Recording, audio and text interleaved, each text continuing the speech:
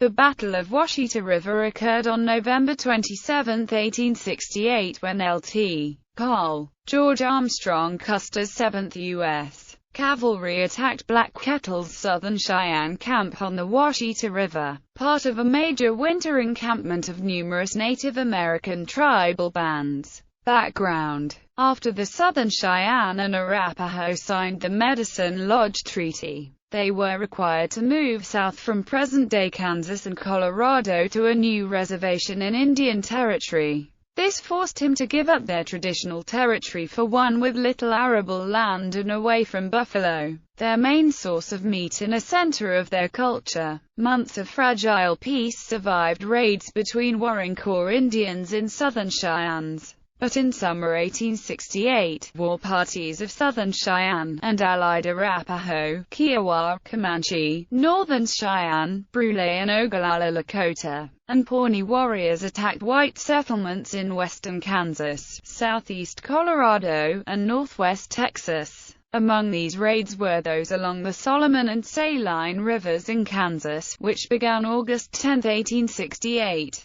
The warriors killed at least 15 white settlers, wounded others, and were reported to have raped some women, as well as taking others captive to be adopted into their tribes. On August 19, 1868, Colonel Edward W. Little Rock told what he had learned about the raids along the Saline and Solomon Rivers. According to Little Rock's account, a war party of about 200 Cheyennes from a camp above the forks of Walnut Creek departed camp intending to go out against the Pawnee. Instead, they raided white settlements along the Saline and Solomon Rivers. Some of the warriors returned to Black Kettle's camp. Little Rock learned from them what took place. Little Rock named the warriors most responsible for the raids and agreed to try to have them delivered to white authorities. Indians in November 1868. Winter camps on the Washita River. By early November 1868,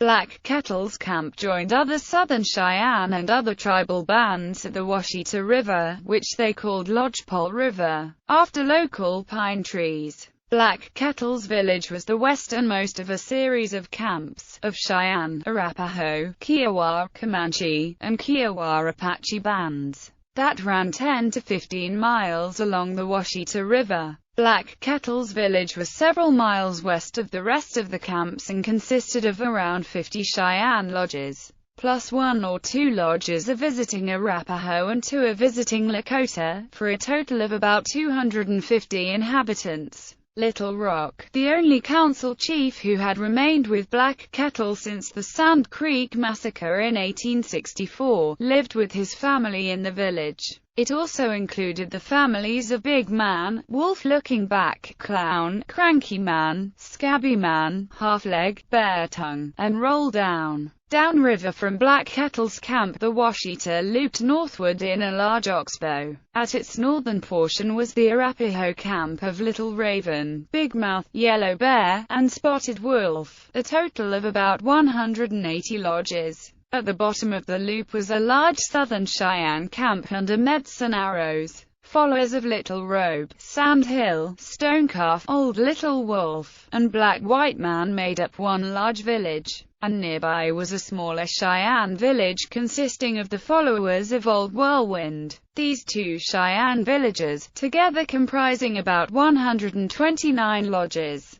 were situated along the Oxbow southeast of Little Raven's Arapaho camp and west of a small Kiowa camp headed by Kicking Bird. The Kiowa leaders Satanta, Lone Wolf, and Black Eagle had moved their villages to the Fort Cobb area. Downriver were other camps of Comanches and Kiowa Apaches. Overall, a total of about 6,000 Indians were in winter camp along the upper Washita River. November 20th meeting at Fort Cobb in mid-November. A party headed by Black Kettle and Little Robe of the Cheyenne and Big Mouth and Spotted Wolf of the Arapaho arrived at Fort Cobb to visit the post. Trader William Dutch Bill Griffenstein. Griffenstein's wife Cheyenne Jenny, a Cheyenne originally of Black Kettle's camp, had died around October 10.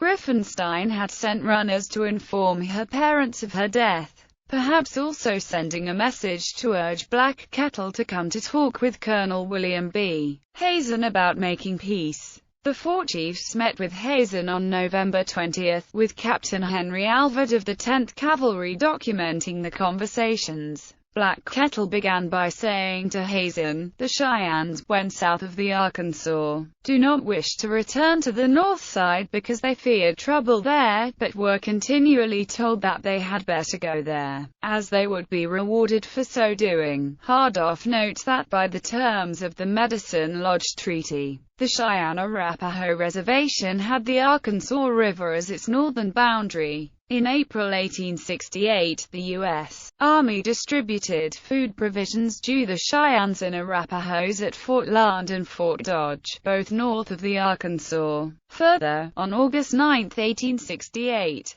they had distributed treaty annuities in the form of arms and ammunition at Fort Larned rather than south of the Arkansas. Black Kettle continued, asking if he might move his people south to Fort Cobb. The Cheyennes do not fight at all this side of the Arkansas. They do not trouble Texas, but north of the Arkansas they are almost always at war. When lately north of the Arkansas, some young Cheyennes were fired upon and then the fight began. I have always done my best to keep my young men quiet, but some will not listen, and since the fighting began I have not been able to keep them all at home. But we all want peace, and I would be glad to move all my people down this way. I could then keep them all quietly near camp. My camp is now on the Washita, 40 miles east of the Antelope Hills, and I have there about 180 lodges. I speak only for my own people. I cannot speak nor control the Cheyennes north of the Arkansas. Big Mouth of the Arapaho spoke next, saying in part, "I never would have gone north of the Arkansas again, but my father there, the agent, sent for me time after time, saying it was the place for my people, and finally I went. No sooner had we got there than there was trouble. I do not want war, and my people do not, but although we have come back south of the Arkansas, the soldiers follow us and continue fighting, and we want you to send out and stop these soldiers from coming against us." Hazen's October 13 orders from General William Tecumseh Sherman, commander of the Military Division of the Missouri, had charged Hazen with making provision for Indians who wanted to stay out of the war. The orders stated if General Philip Sheridan had to invade the reservation to pursue hostile Indians, he needed to spare the well-disposed. Sherman recommended that non-belligerent Indians camp near Fort Cobb.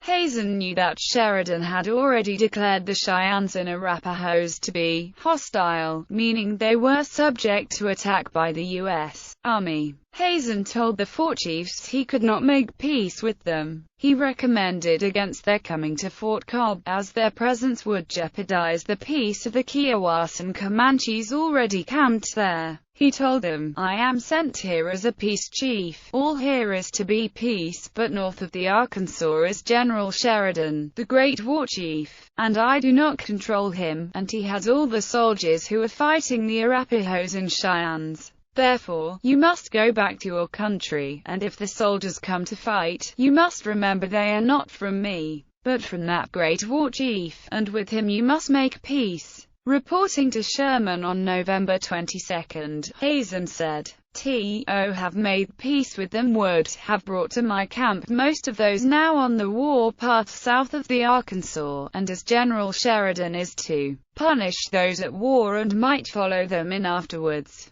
a second Chivington affair might occur, which I could not prevent." Hazen reported that while the chiefs seemed sincere, the Kiowa and Comanche at Fort Cobb said the young warriors who accompanied the chiefs were pleased that peace had not been made. They boasted that the Lakota and other northern bands would come down the following spring to clean out the entire country. Hazen took the young warriors' boasts so seriously that he requested 2 more companies of the 10th Cavalry from Fort Arbuckle and 2 howitzers to remain for a week or 2 at Fort Cobb. Black Kettle's return to the Washita. Black Kettle and the other chiefs departed Fort Cobb on about November 21 with food supplied by Griffenstein. Traveling through storm conditions, They reached their villages on the Washita on the evening of November 26. The evening before, on November 25, a war party of as many as 150 warriors, which included young men of the camps of Black Kettle, Medicine Arrows, Little Robe, and Old Whirlwind, had returned to the Washita encampments. They had raided white settlements in the Smoky Hill River country with the Dog Soldiers. Major Joel Elliott of the 7th Cavalry found their trail on November 26, which drew Custer and his forces to the Washita. On November 26, the same day that Black Kettle returned to the Washita, a party of Kiowa returning from raiding the Utes passed through Black Kettle's camp on their way to their own village. They told the Cheyenne that as they had passed near the Antelope Hills on the Canadian River, they had seen a large trail leading southward toward the Washita camps. The Cheyenne discounted the information, as they did not believe U.S. soldiers would operate so far south in such wintry conditions. The Kiowa proceeded to their own village further east along the river, but trails the enemy decided to stay overnight with friends in Black Kettle's camp. Also on November 26, Crow Neck, a returning warrior, told Badman that he had left an exhausted horse along the trail to rest. When he went back to retrieve the horse that day, he saw moving figures to the north who looked like soldiers. Fearful, he turned back without getting his horse. Badman doubted Crow Neck had seen soldiers. He said perhaps he had a guilty conscience from having gone against the chief's wishes by joining the war party. Crow Neck told no one else what he had seen, fearing that he might be laughed at, or chastised by Black Kettle for having been part of the raid.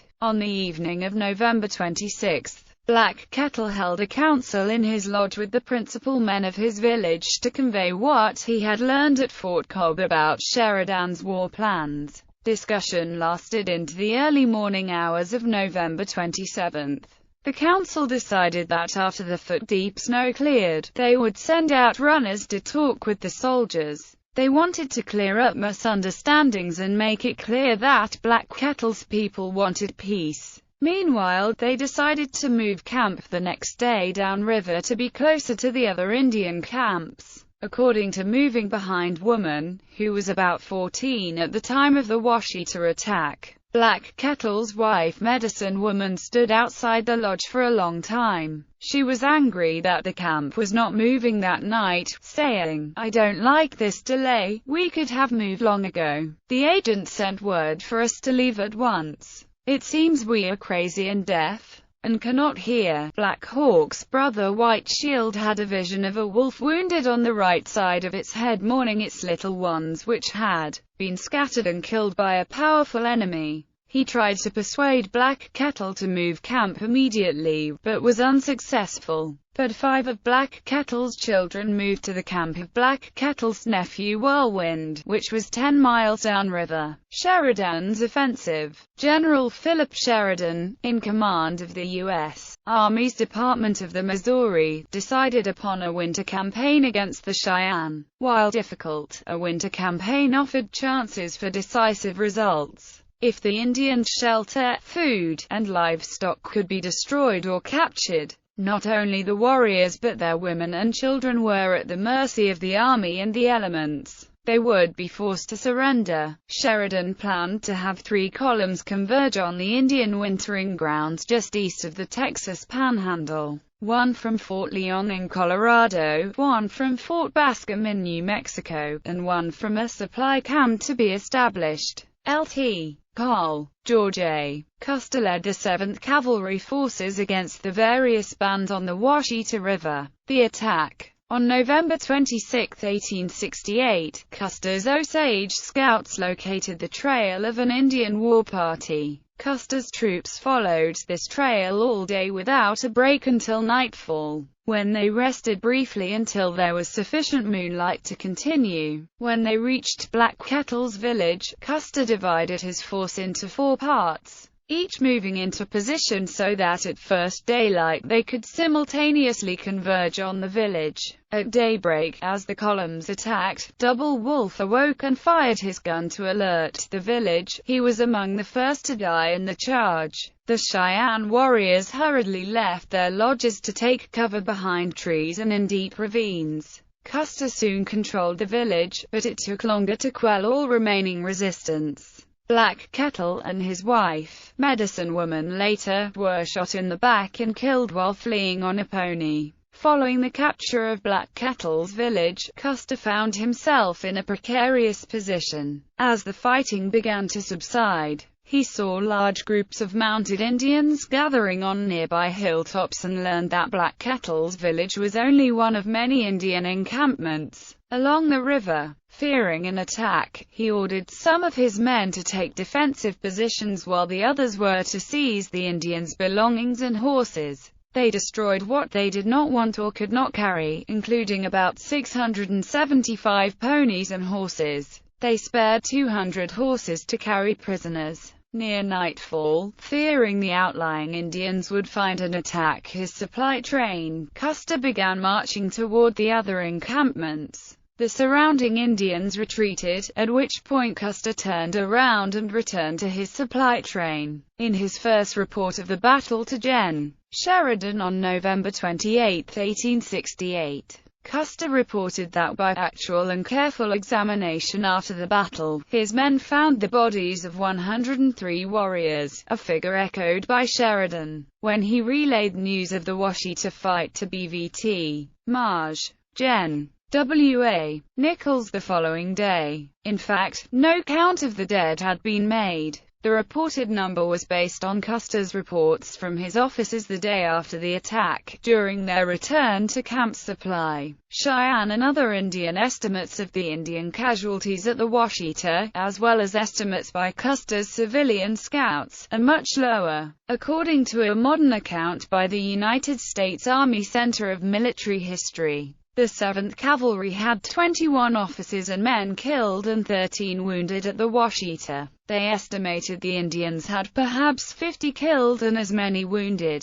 20 of the soldiers killed were part of a small detachment led by Major Joel Elliott, who was among the dead. Elliott had separated from the 3 companies he led, apparently without Custer's approval. Yelling, "Here's for a brevet or a coffin," Elliott and his small band pursued a group of fleeing Cheyenne. Elliott's contingent ran into a mixed party of Cheyenne, Kiowa, and Arapaho warriors who were rushing from villages up the river to aid Black Kettle's encampment. The warriors overwhelmed the small troop in a single charge. Custer's abrupt withdrawal without determining the fate of Elliott and the missing troopers darkened Custer's reputation among his peers. There was deep resentment within the 7th Cavalry that never healed. In particular, Elliott's friend in H Company Captain Frederick Benteen never forgave Custer for abandoning Elliott and his troopers. 8 years later, when Benteen failed to race to Custer's aid at the Battle of the Little Bighorn, his actions were closely examined in light of his long-standing anger toward Custer for the events of the Washita River.